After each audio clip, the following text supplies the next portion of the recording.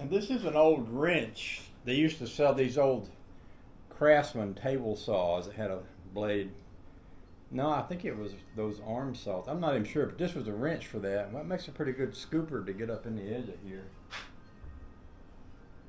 Craftsman made a radial arm saw that they decided was so dangerous that they actually would buy them back from you if you had one. And I had one. Actually, I think I've had a couple.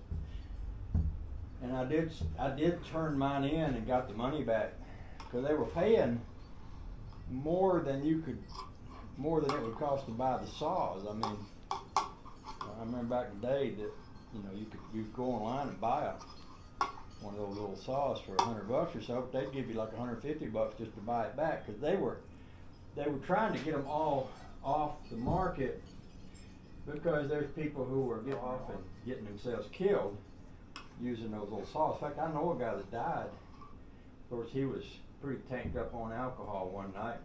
He was a woodworker, and a big, kind of a, notoriously big drinker in our community. One night he got drunk and sawed his arm off and ran out in the driveway in the middle of the night and bled to death. And, it doesn't saw your arm off. It doesn't take very long to bleed to death. So he was a victim. He was a victim of one of them saws, but he was also a victim of his drunken woodworking, I guess you could say.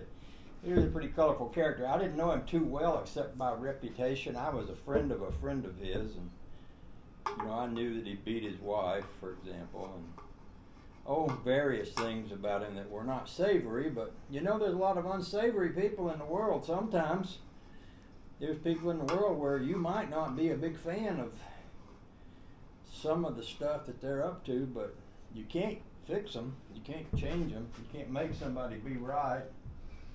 If you got some guy that's getting drunk and beating his wife and stuff, you can try to help her get to a safe place, but you can't make the guy not be who he is.